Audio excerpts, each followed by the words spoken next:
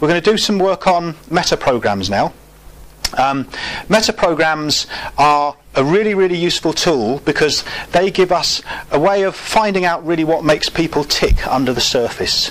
So if you think about the wind, for example, we can't see the wind itself, but what we can see is the effect that the wind has on the surface of the water, or on the leaves of the trees, or we can feel the wind on our face, or we can hear it whistling in the wires. So we've got all these indications that the wind is there, but if you actually had to put wind in a box, you wouldn't be able to see anything. You couldn't tell it's actually there. So this is what metaprograms are about. Metaprograms are things that run, programs that we run within ourselves, a bit like computer programs if you like, again within a particular context, and they run underneath our surface.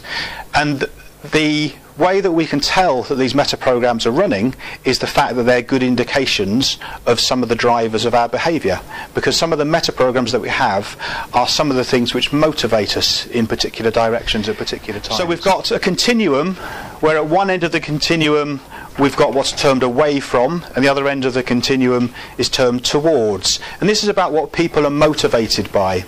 So are people motivated to move away from a problem, or are people motivated towards a goal? Okay, so for example, if somebody wanted to lose weight, what's that an example of? I want to lose weight. Away from, yeah. They're saying, I'm already 25 stone, I don't want to be that anymore.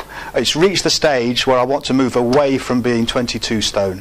Okay, so that's an away from goal.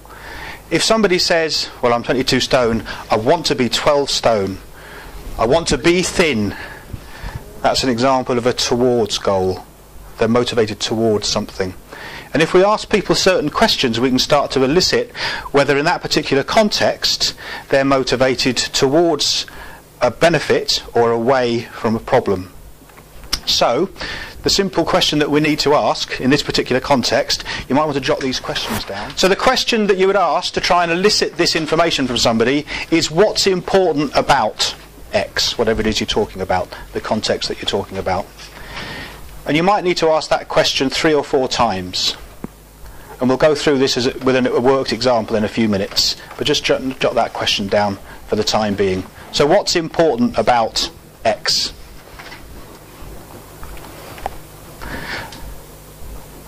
Okay, the next one we've got is small chunk and big chunk, and this is about the quantity of information that people give you at any particular time.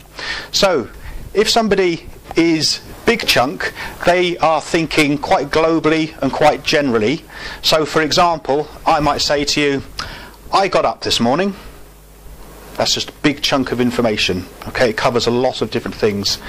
If somebody is thinking in small chunk terms, they might say, well, I set my alarm for 7:30, the alarm went off, it was Chris Moyles was on the radio, the song was, I can't remember exactly what it was, I was in that sort of dream thing, half awake, half asleep, but the sun was starting to filter through the curtains. I reached over, I put my lamp on, I threw back the covers, and you realise I had to get up quite quickly, so I got out of bed, went to the bathroom, cleaned my teeth.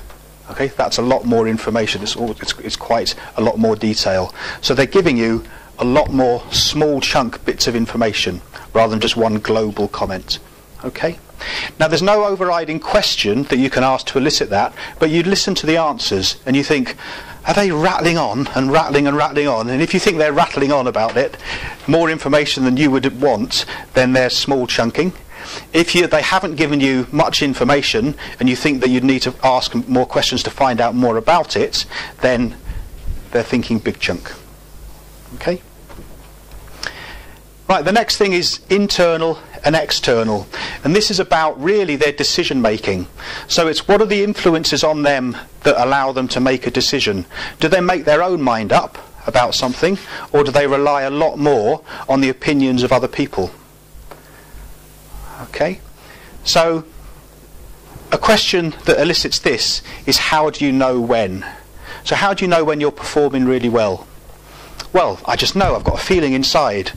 they've got an internal reference there. They know themselves internally. I know I'm performing really, really well, I just know. But if they say, if you say, how do you know when you're performing really well, and they say, well, I can look at all the smiles on all the faces, and I read the feedback sheets at the end, and they all say I'm doing really, really well, and my boss at my appraisal gives me some really good grades, that's how I know, then they're going to be very externally referenced. Okay? So moving over to this board. Similarity and difference. Some people look for the similarities between things. Some people notice more the differences between things. And the question to ask to elicit this information is, what's the relationship between? Okay, and that word relationship's important, because if you ask what's the differences, you're already pointing them at this end, and if you ask what are the similarities, you're pointing them at this end. So I might say, what's the relationship between this flip chart and this flip chart? And some people might say, well, they're both the same. They've both got 3 legs, they've both got paper on and some pens on them. Other people might say, well, they're completely different. This one's got a coloured border, this one's got a white border, this one's got 2 pens on, this one's got 4 pens on. Okay, they're the 2 extremes. Okay. Possibility and necessity. You can get to know this by listening again to the types of words that people use, and also the way that they structure what they're actually telling you. If they're thinking in terms of possibility, they'll be quite random in the way they give you information, but it's all about the possibilities of what they're doing at a time, the options, if you like, that they have. If they're talking about necessity, it's all about things that you have to do, so it's a need. So in order to achieve this, I have to do this, I need to do that, I have to do this. They're all necessity things. And one good way of eliciting that information is, again, to ask them, how did you start your activity? Or how did you decide to start working in this particular job? And if they give you a set of criteria or a set of steps, so if the question was, how did you go about getting this job? And they say, well, the first thing I did is I looked in the paper and saw the advert. The second thing I did is I sent off the job application form. Then I filled it in.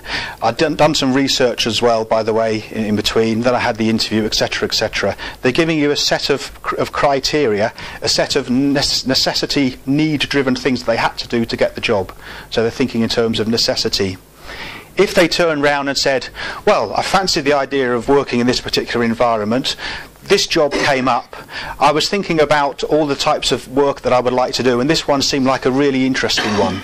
They're not giving you a set step of procedures that they followed, they're talking about all the different possibilities. So the types of language that they're using is subtly different. So they're thinking more in the realms of the possibility type of thing. And then the final one we've got is whether you sort for self and sort for others. In your workbooks, this is the other way round, okay? But that doesn't matter. It's just a continuum. But sort for self is where you do everything for your own benefit. Sort for self for others is where you do everything for other people's benefit. So you might want to elicit this information by asking, what are the benefits of doing X?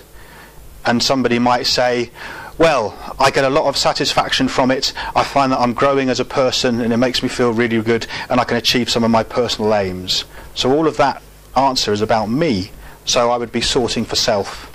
If they turn around and say, well, the reason I do it is just to see the joy on people's faces when we've finished a session, and I know that they're going to go home and they're going to apply what they've learnt into their environment. So all of a sudden the language has shifted, the emphasis is on the benefits for other people, so they're sorting for others. Okay?